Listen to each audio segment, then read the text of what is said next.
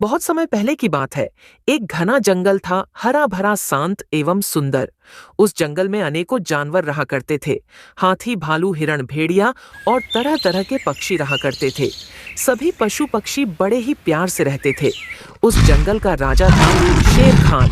न्यायपूर्ण, नेक दिल, सबके हित में काम करने वाला। हर पूर्णिमा को एक सभा बुलाता और सबकी समस्या का समाधान किया करता। अब सभी जानवर का दिन बड़े आराम से कट रहा था। तभी उस जंगल में एक लकड़बग्घा आया, जो जंगल के जानवरों को अकेला देख उसे मार डालता और मारकर अपना शिकार बना लिया करता था। ये देख जंगल के सारे जानवर डर के साए में जीने लगे। मुझे तो लगता है हाथी काका ये काम किसी बाघ या तेंदुआ का हो सकता है। हाँ भालू, बेटा तुम ठीक ही कह रहे हो, पर जो कोई भी है बहुत ही गलत कर रहा है। उसे तो उसकी सजा मिलनी ही चाहिए। अगर जिस दिन वह राजा शेर खान की नजरों में आ गया, उस दिन तो उसका काम तमाम ही हो जाएगा। लेकिन हाथी काका, हमें यह पता लगाना ही होगा कि आखिर कौन है जो जंगल के जानवरों के साथ ऐसा कर रहा है। हाँ भालू बेटा, तुम ठीक ही कह रहे हो। अब लकड़बग्घे की आतंक पूरे जंगल में आग की तरह फैलने लगा। एक दिन सुबह सुबह हिरण रोता चिखता हुआ शेर खान के पास आया। महाराज, मेरे बेटे को कोई उठा ले गया है। मैं पूरी जंगल ढूंढ ली, पर मेरा बेटा कहीं मिल ही नहीं रहा है। अब आप ही बताइए, मैं अपने बच्चे के बिना कैसे रह सकती हूँ। फिर शेर खान तुरंत अपने सिपाही लाली लोमड़ी को बुलाता है। देखो लाली, जंगल में कोई खतरा आ गया है। आज रात में वह हिरण का बच्चा को उठा ले गया है। तुम पता लगाओ आखिर कौन है जो ऐसा कर रहा है। कुछ दिन बाद लाली लोमड़ी शेर खान के पास आती है और रिपोर्ट देती है। महाराज, हमें तो उस जानवर का तो कोई पता नहीं चला, पर हमें उसका पंजे का निशान मिला है। वो कोई बाघ या तेंदुआ नहीं है। उसका पंजे का निशान बताता है कि वह एक लकड़बग्घा है। लोमड़ी की बात सुन शेर खान चौंके। पर हमारे जंगल में तो कोई लकड़बग्घा ही नहीं है। महाराज, मुझे तो लगता है यह पास वाली जंगल से है। वो कोई साधारण लकड़बग्घा नहीं है। वो बहुत ही सातिर धुर्त एवं जंगल में आतंक मचाने वाला बेहद होशियार लकड़बग्घा है। वह दिन में छिपा रहता है और रात में जंगल में शिकार पर निकलता है। लेकिन लकड़बग्घा का खौफ जंगल में इतना बढ़ गया कि अब लकड़बग्घा बेखौफ दिन में घूमने लगा। अब शेर खान की शासन में सवाल उठने लगा। अब हमारे राजा में इतनी ताकत नहीं रहा कि वह हम सब की रक्षा कर सके। हाँ भालू भाई, तुम ठीक कह रहे हो। मुझे भी यही लगता है कि अब हमारे राजा में इतनी ताकत नहीं कि वो हम सब का रक्षा कर सके। अब तो रात में भी नींद नहीं लगता है। ना जाने किस वक्त वो लकड़बग्घा हम पर हमला कर दे। फिर लाली लोमड़ी शेर खान के पास जाती है। महाराज, अब जंगल के सारे जानवर बहुत ही चिंतित हैं और अब सभी जानवर आपके शासन पर सवाल उठाने लगे हैं। वो कहते हैं अब हमारे राजा में इतनी ताकत नहीं कि वह लकड़बग्घा से मुकाबला कर सके। लाली लोमड़ी की यह बातें सुन शेर खान गुस्से से बौखला उठा। लाली, चलो मेरे साथ, आज उस लकड़बग्घे का अंतिम दिन है। फिर लाली लोमड़ी और शेर खान उस लकड़बग्घे को जंगल में ढूंढने निकल पड़े और लकड़बग्घा जैसे ही शेर खान की नजर में आया, शेर खान उस लकड़बग्घे को मौत के घाट उतार दिया। और उस दिन के बाद जंगल के सभी जानवर शेर खान का जय जयकार करने लगे और पहले की तरह सुख चैन से रहने लगे। तो बच्चों, हमें यह कहानी से यह शिक्षा प्राप्त होती है कि अति का अंत एक न एक दिन निश्चित है। एक बहुत ही बड़ा एवं घना जंगल था, कल्याणपुर, जिसमें सभी जानवर बहुत ही मेहनती एवं संघर्षशील थे। उसी जंगल में दो भेड़िया रहते थे। एक का नाम था बल्लू और दूसरे का नाम था कालू। बल्लू एकदम मेहनती एवं ईमानदार था। वह दिन भर मेहनत करता और अपने लिए खाना इकट्ठा करता। दूसरी ओर कालू भेड़िया बहुत ही बेईमान एवं झूठा था। जंगल के किसी भी जानवर के हाथों में अगर खाना देख लेता तो बस उसे छीनने के फिराक में ही रहता था और दूसरे को बेवकूफ बनाकर अपना पेट भरता था। अरे हिरण आ रहा है और इसके पास बहुत ही मीठे फल भी हैं। अब इसको बेवकूफ बनाकर यह फल की टोकरी छीनना ही होगा। अरे हिरण भाई, कहाँ भागे जा रहे हो? आओ, इस पेड़ के छांव में थोड़ा आराम कर लो। काफी दूर से चलकर आ रहे हो और तुम्हें एक बात भी बताना था। नहीं नहीं भेड़िए भाई, मैं थका नहीं हूँ और मैं तो पास वाली जंगल से आ रहा हूँ और तुम कुछ बताने वाले थे, जल्द ही बताओ। अरे रे हिरण भाई, मैं तो बातों बातों में भूल ही गया था। तुम्हारे भालू मामा तुम्हें याद कर रहे थे और वो तुम्हें बुलाया है। वो कह रहा था तुमसे मिलना जरूरी है। वो कुछ देर पहले मुझे पास वाली जंगल में मिला था और मुझे कह गया, मेरा भांजा जहां कहीं भी मिले उसे बता देना। मैं तो काफी देर से तुम्हारा इंतजार कर रहा था। अब मैं भी चलता हूँ, बहुत जोरों का भूख लगा है। अरे भेड़िए भाई, लो तुम ये फल खा लो, मैं भालू मामा से मिलकर आ रहा हूँ। और फिर हिरण भालू से मिलने निकल जाता है। अरे आज तुम इधर, आज अपने मामा को कैसे याद कर लिया? अरे आप ही ने तो मुझे बुलाया था। मैं तुम्हें बुलाया था। तुम्हें किसने कहा? कालू भेड़िया ने तो मुझसे कहा। अरे वो एक नंबर का झूठा है। क्या तुम कुछ खाने के लिए रखा था? हाँ, मैं कुछ फल जंगल से इकट्ठा करके ले जा रहा था। इसलिए वो तुम्हें बेवकूफ बनाया, और उसका तो यह रोज का आदत है। वह हर रोज किसी ना किसी को इसी तरह बेवकूफ बनाता रहता है। वह खुद तो मेहनत करता नहीं है, इसी तरह दूसरे का खाना छीनते रहता है। और तुम कभी भी उसके बातों पर मत आना और अपना ख्याल रखना। आज तो तुम्हें वो मेरे पास भेजा है, किसी दिन कहीं और ना भेज दें, इसलिए तुम मुझसे दूर ही रहना चाहिए। इधर कालू भेड़िया हिरण का फल खाकर आराम से पेड़ के नीचे सोने लगा। तभी अचानक कालू भेड़िया का नींद खुला।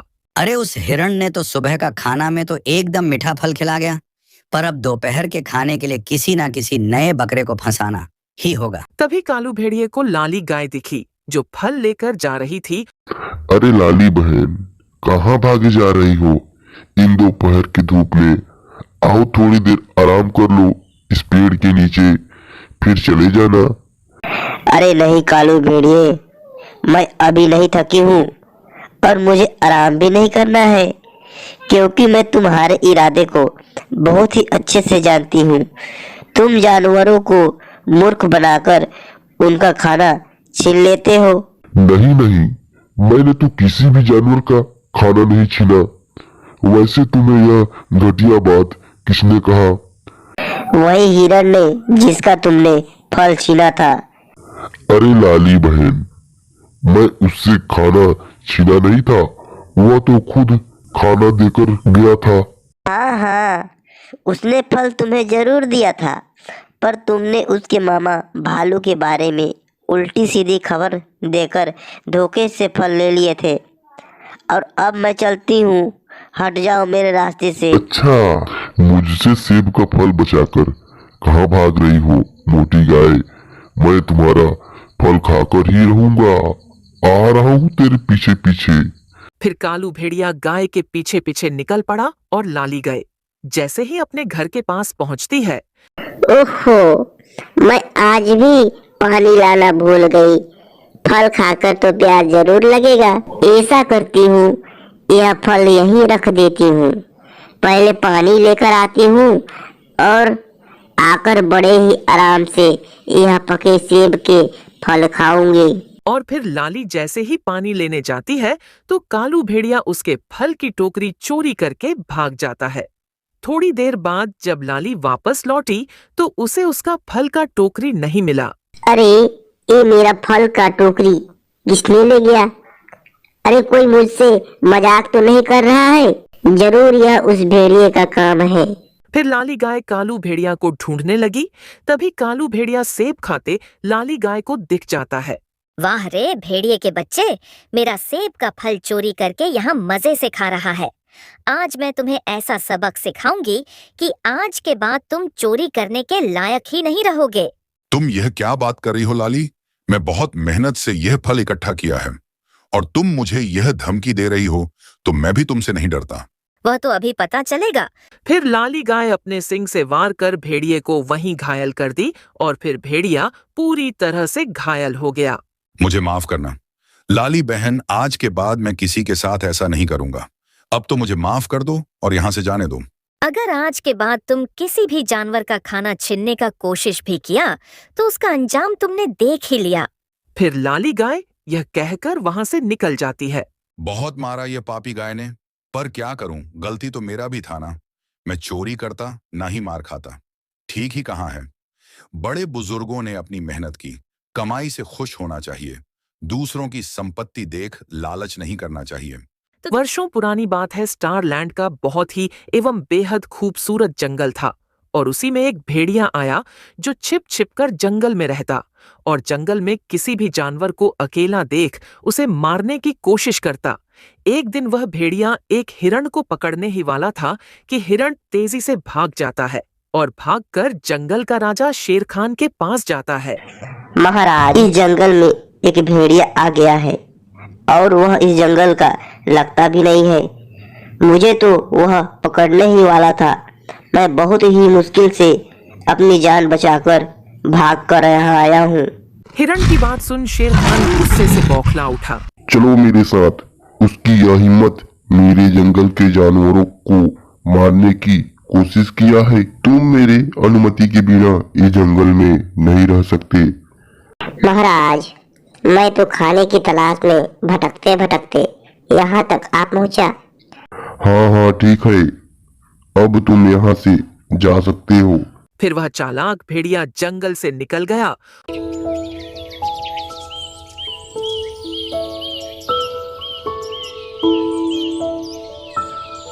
और कुछ दिन बाद वह चालाक भेड़िया स्टार लैंड के जंगल में फिर से वापस लौट आया। तुम तो वही हो ना जो कुछ महीने पहले शेर खान तुम्हें इस जंगल से बाहर निकाला था। नहीं, मैं अब वह नहीं रहा। मैं तो एक शाकाहारी एवं ज्ञान बांटने वाला एक भेड़िया हूं। मुझे तो इस दुनिया से कोई लेना देना नहीं है।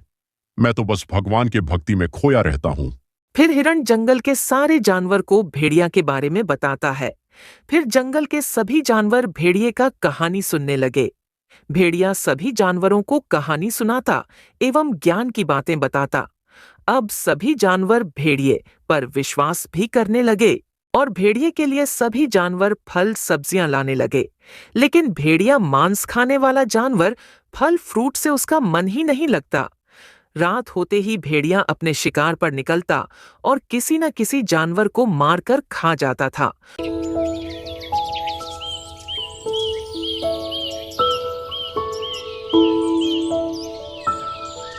और सुबह होते ही ज्ञानी बाबा बन जाता था। महाराज, सुनने में आया है इस जंगल में कोई भेड़िया आया है जो अपने आप को ज्ञानी बाबा कहता है और जंगल के सभी जानवर उसे पर विश्वास भी करने लगे हैं। अच्छा, तो तुम यह बात मुझे पहले क्यों नहीं बताएं? मुझे तो लगता है वह वही भेड़िया है जो कुछ महीने पहले मैं उसे इस जंगल से बाहर किया था। देखो लोमड़ी, तुम उस भेड़िए पर नजर रखो। फिर लोमड़ी भेड़िए पर नजर रखने लगा। जैसे ही रात होती, लोमड़ी उस भेड़िया का पीछा करना शुरू कर देता था और वह भेड़िया एक खरगोश को पकड़ते ही वाला था कि लोमड़ी वहां जा पहुंचता है। अरे खरगोश के बच्चे, तुम इतनी रात को यहाँ क्या कर रहे हो? भागो यहाँ से। फिर वह खरगोश को वह लोमड़ी वहां से भगा देता है।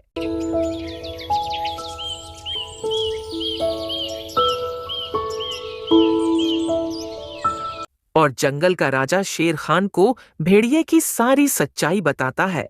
देखा, मुझे तो पहले ही उस पर शक था। और ध्यान से सुनो मेरी बात, आज रात को उस खरगोश को उस जंगल में छोड़ दो। हम उस भेड़िए को रंगे हाथों पकड़ना चाहते हैं। और जैसे ही रात होती, भेड़िया जंगल पहुंच जाता और खरगोश को देखते ही भेड़िया उसको पकड़ने की कोशिश करता। शेर खान भेड़िया को देखते ही उसे पर हमला कर देता है और भेड़िया पूरी तरह से जख्मी हो जाता है। मैं तुम्हें पहले ही इस जंगल से बाहर निकाल चुका हूं, लेकिन तुम मेरा बात सुना ही नहीं। हाँ हाँ ठीक है, मैं जा रहा हूं, पर कुछ जानवर अभी भी मेरे बातों पर भरोसा करते हैं। तुम उसका भरोसा कैसे तोड़ोगे महाराज? फिर वह भेड़िया जख्मी हालत में उसे जंगल को छोड़ वहां से निकल जाता है। तो दोस्तों, हमें यह कहानी से यह शिक्षा प्राप्त होती है कि हमें किसी की बातों पर तुरंत ही भरोसा नहीं करना चाहिए। जांच पर रखकर किसी की बातों पर विश्वास करना चाहिए।